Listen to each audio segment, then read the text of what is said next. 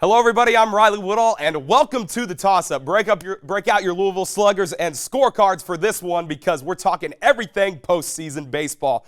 We'll take a retrospective look back at the season and give you our predictions for the road to the World Series. Stick around because it's all next on the Toss-Up.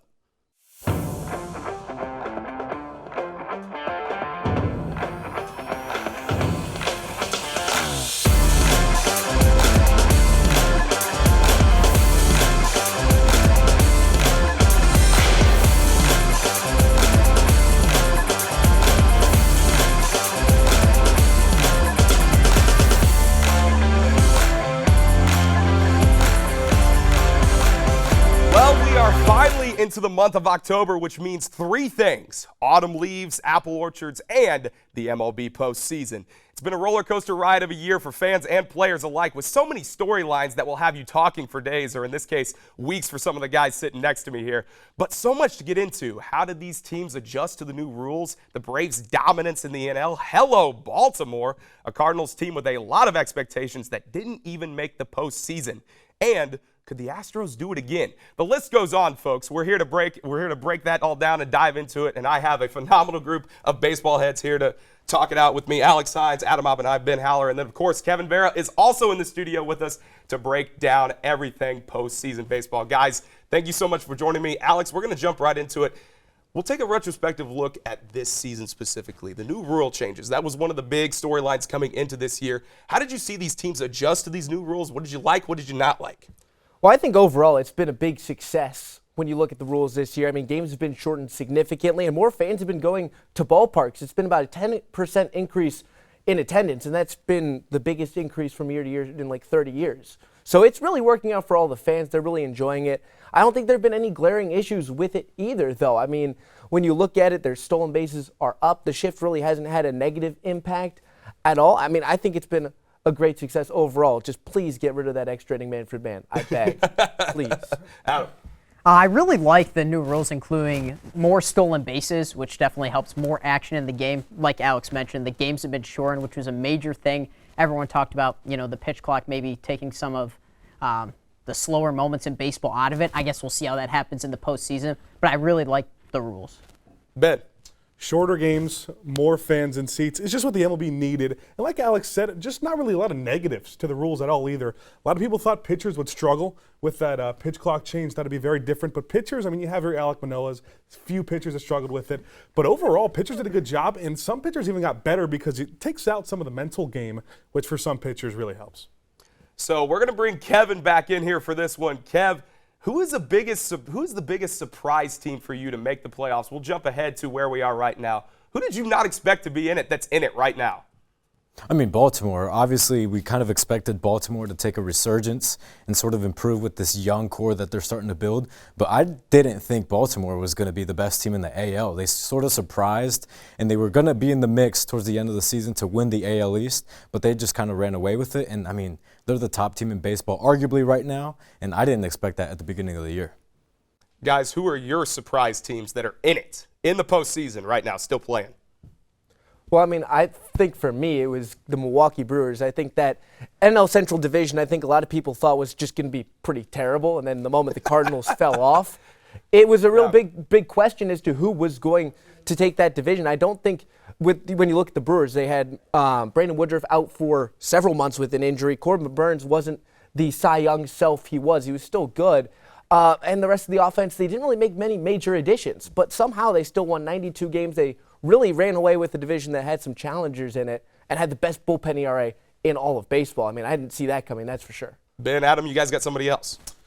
Yeah, if you would have told me the Rangers would have lost Jacob deGrom, he'd be out for the year, and they'd still go 90-72, make the playoffs, and right now just clinch that wild card series, I would have been shocked. And it's because of the depth of the offense. So many different guys stepped up. You don't have a ton of stars on that team. Corey Seager, Marcus Semien doing their things, but the Nathaniel Lowe that steps up, the Josh Young, the Jonah Heim, those three guys, all stars really helped. Adam. I'm going to go with Miami. They had Sandy Alcantara, who won the Cy Young last year, was not great this year. They've gotten additions on their pitching staff. Braxton Gary, Yuri Perez. The offense has been solid. Luis Arraez, obviously, at the top. Jorge Soler. They have a lot of pieces there, and I am shocked to see them in the playoffs if you're talking about the NL East with the Braves and the Phillies.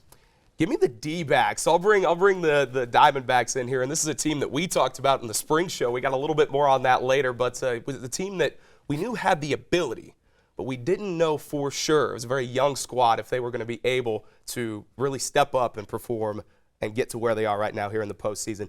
We'll flip it around to a team that was probably supposed to get in but didn't or really fell off. Ben, I'm going to go to you first on this one. Biggest baseball disappointment this season?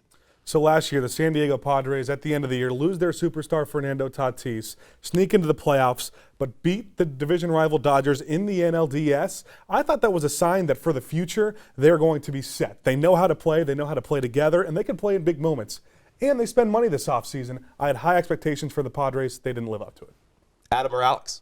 I'm going to go with the New York Mets. They had, 3-star pitchers on their team, and all of them are gone now. You had Pete Alonso, Francisco Lindor, and it's a team that constantly disappoints when their owner, Steve Cohen, spends a lot of money on that team, and they just did not perform well at all. And they have a lot of talent on their team all around, and they did not look good. I'm going to take a different approach. A team that I thought was going to be really good, and they still were, the Seattle Mariners, but they missed the playoffs because of that tough division.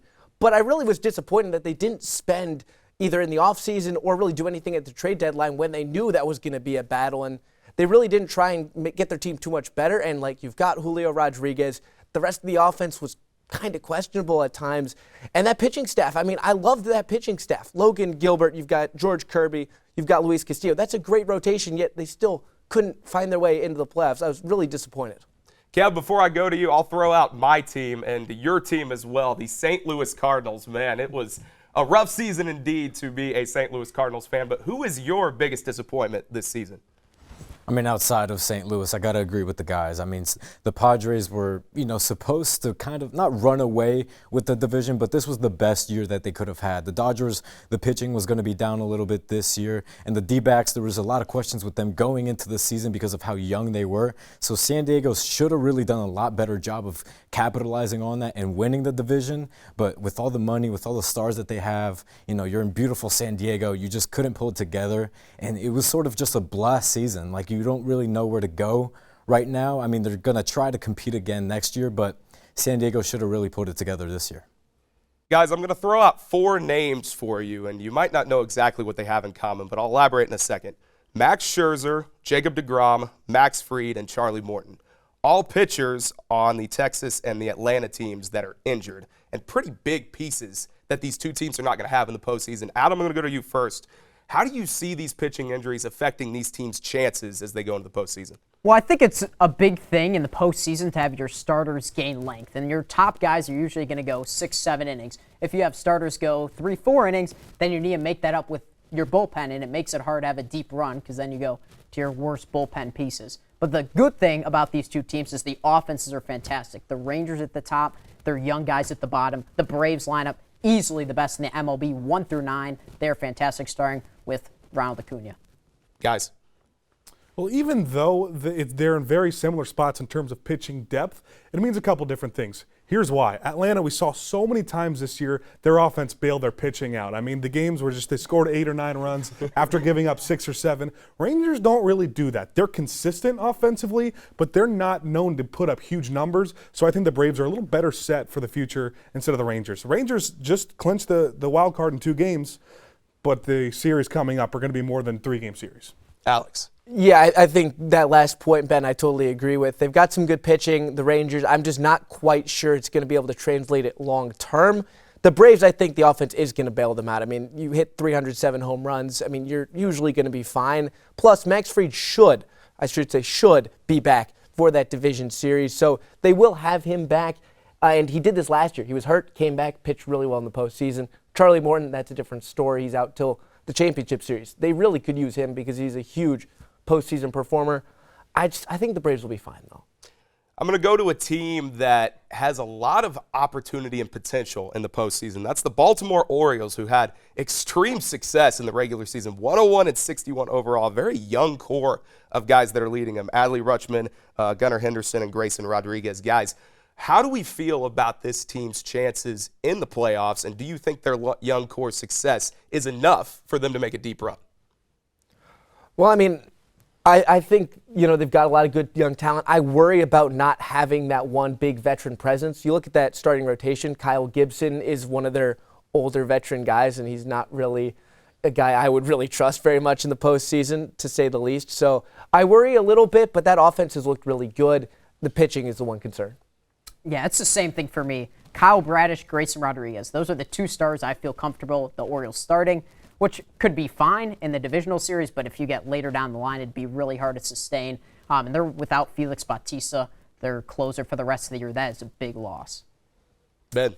It's hard to know right now just because it's something we haven't seen before. I mean, winning 101 games in the regular season, and your oldest player besides old man Aaron Hicks is what, Adam Frazier? So it's hard to kind of give an answer right now, but Felix Bautista being out really hurts. You need your closer in big games, and he's not there. Kev, break it down for us real quick. Baltimore Orioles' chances in the postseason.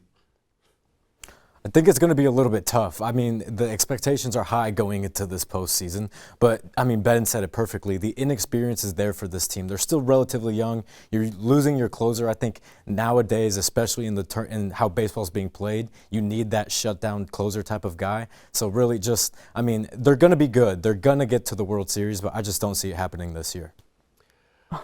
Well, thanks, Kev. Coming up after the break, we crown our award winners for the 2023 season, and the guys will give you their postseason predictions. We'll be right back.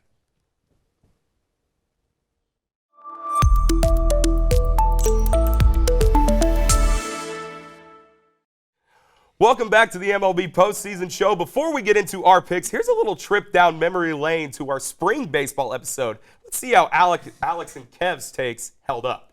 The St. Louis Cardinals look horrible. I'm going to say Carlos Rodon to the Yankees. I think having another elite arm right next to Garrett Cole in that rotation will be great. Mets and Braves. The Mets are doing a great impression of the Mets right now by being injured. I'm going to go with the Twins. They were close fighting in that division with the Guardians for a little bit. On the NL side, I'll go Cardinals, and then I'll also go Braves. I like the Braves. I think they're going to play the Padres, though. I just can't bring myself to pick the Cardinals. Sorry. It's okay. I'm going to pick the Braves again. They're going to beat the Astros. It's going to be a repeat of that 2021 series. I just think Houston gets another World Series. The Padres. I think they're going to pull it off. The first time in franchise history, I've got them winning the World Series. Well, you guys weren't too far off. Alex, how you feeling about some of them? I don't know about all of them. Not very confident, though. I think all three of us had really good picks with those Diamondbacks. Kev, what about you? How you feeling about your takes? I feel good about them. I had a couple good ones. They were correct, but I mean, they call me Mystic Mac for a reason, so that's all I got to say. You call him what? Mystic Mac is what he said. Well, it's time for the moment everybody's been waiting for. It's time for Up to Bat. I've got 7 questions, 4 for each of the panelists. They're going to answer 1 individually and then 3 together at the end. When the panelist has the bat in their hand, they are going to be given their predictions and their answers. And depending on how good or bad you guys answer is how many points you get. Whoever has the most points at the end will be declared the winner. You guys ready? Let's do it. All right, Alex, you are up to bat first. You have the AL and NL MVP winner. Well, I think for the American League, it's hard to compete with the unicorn that is Shohei Ohtani. I think that's a pretty sound pick overall. In the National League, though, it's kind of tight between Acuna and Betts. I'm going to go to Acuna, though. 40 homers, 72 stolen bases. I mean, that's just unheard of. And as good as Betts has been helping that Dodgers team out, I'm going to Acuna. Off to a hot start, Alex. You've got 5 points. Adam, you're up next. We'll move to the pitchers. AL and NL Cy Young winner. I think both of these are pretty heavy favorites as of now. In the AL, I'm going to go Garrett Cole. Even though the Yankees' offense was not good this year, Garrett Cole pretty much led in every major category in the AL and was very consistent the entire year. In the NL, it's Blake Snell. Justin Steele gave him a run for his money, but Blake Snell pitched great and against fantastic competition, including some great starts against the Los Angeles Dodgers. I love your answers, but you're one behind Alex at 4. Ben, you're up next. You've got the Young Guns. Who is your AL and NL Rookie of the Year? You guys are doing it wrong. We're up to bat here. No, but Diamondbacks, what's going on with the Diamondbacks is something we haven't seen in a while. And our team is just fully led by a rookie. Corbin Carroll batting over 280. He's got an OPS of 850. Here's what I like about Carroll's rookie season. He struggled in the middle, but was able to bounce back and finish it off. I think he's no doubt the NL Rookie of the Year. AL side, you have a couple more options. I go Gunnar Henderson just because of how well Baltimore's done and what he's done this season. 28 home runs, there's a few stolen bases as well. He's really the combination player. And with that answer, you take the lead, Ben. You are at 6 points. And now we will go to Kev. Kevin, it's not about how you start, it's about how you finish. You have the comeback player of the year in the NL and the AL. Ben, toss him the bat. He's up to bat. I've been waiting for this. Yes, he made the catch. ALDS, I got Luis Robert. Robert kind of had that breakout season that we've been expecting him to have. He's finally sort of healthy. I mean, he's always battled injuries, but he had a really good season for a terrible team, to put it, to be straightforward. But on the NL side, I got Cody Bellinger. Cody kind of took a risk signing with the Cubs. The Cubs also took a risk. They didn't know if they were going to win or if they were going to compete or if they were going to tank.